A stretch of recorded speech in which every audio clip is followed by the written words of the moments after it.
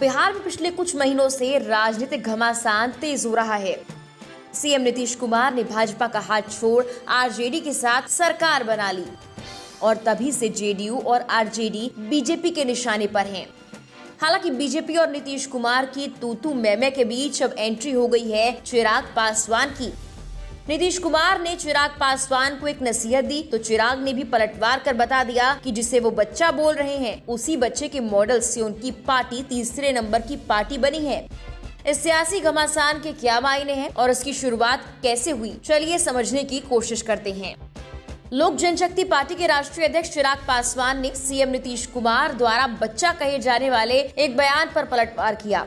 मंगलवार को चिराग पासवान ने नीतीश कुमार को नसीहत देते हुए कहा कि इस तरह के बयान मुख्यमंत्री को शोभा नहीं देते। क्या उन पर किसी ने कभी टिप्पणी की? चिराग पासवान ने कहा कि उनके संस्कार ऐसे नहीं, वो इस तरह की टिप्पणी किसी के लिए कभी नहीं करेंगे। डंके की चोट पे किया, ना कभी उन्होंने अपने किसी रिश्ते को छुपाया, ना कभी उन्होंने अपने सार्वजनिक जीवन और अपने व्यक्तिगत जीवन में कभी कोई पर्दा रखा। पर इतनी पारदर्शिता तो मुख्यमंत्री जी ने कभी नहीं रखी ना। क्या किसी ने टिप्पणी की उनके ऊपर?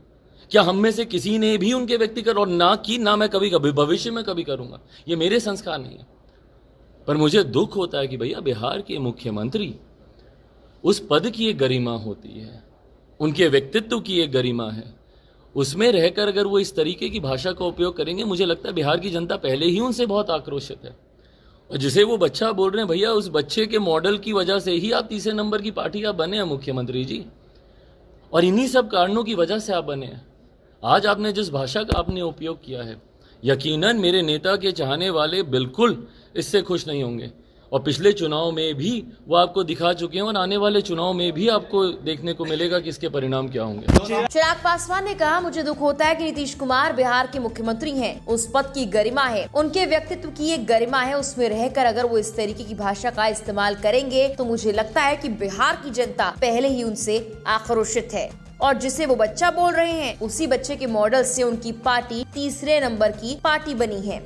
अपशब्द नहीं, खैर बच्चा बोलना किसी को कोई अपशब्द नहीं है, कोई बात नहीं, वो भी मेरी सराखों पर मेरे पिताजी के मरने के बाद, उनके देहांत के बाद आप जिस तरीके से एक व्यक्तिगत टिप्पणी उनके ऊपर कर रहे हैं, क्या आपको शोभा देता है मुख्यमंत्री जी? ईमानदारी से बताएं, क्या आपको शोभा देता है कि उनके व्यक्तिगत संबंधों को, उनकी शादी ब्याह को लेकर आप जिस तरीके से आप टिप्पणी कर रहे हैं, क्या आपका वो स्तर है मुख्यमंत्री जी?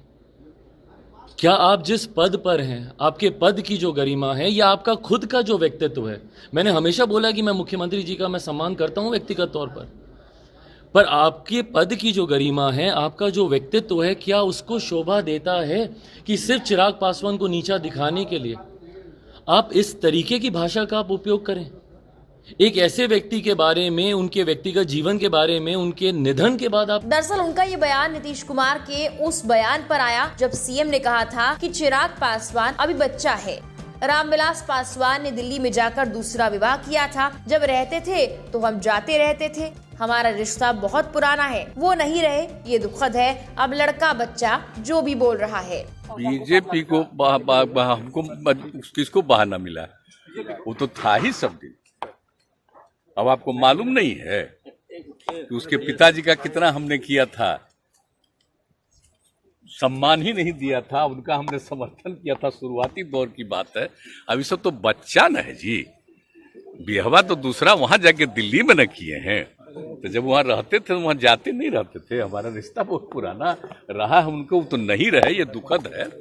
अब लड़का बच्चा जो भी बोल रहा है, अब फिर सब साथे आया था तो घूमता ही रहता था।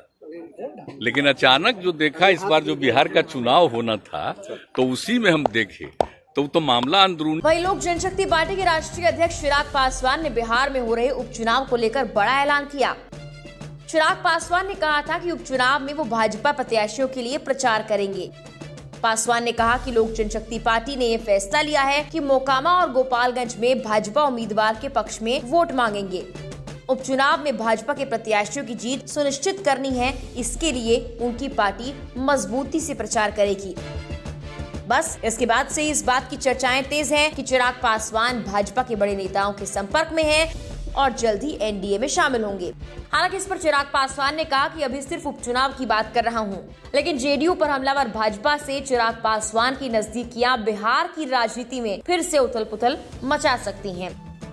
वहीं नीतीश कुमार भी लगातार चिराग पासवान पर निशाना साध रहे हैं और दूसरी ओर चिराग पासवान ने मुख्यमंत्री नीतीश कुमार पर हमला करते हुए ये भी कहा था कि बिहार और बिहारियों को बर्बाद करने में अगर सबसे बड़ा किसी का योगदान है तो वो है मुख्यमंत्री नीतीश कुमार का। फिलहाल के लिए इस वीडियो में इतना ही। तमाम देश दुनिया की खबरों के लिए आप लोकमत हिंदी को सब्सक्राइब जरूर कीजिए।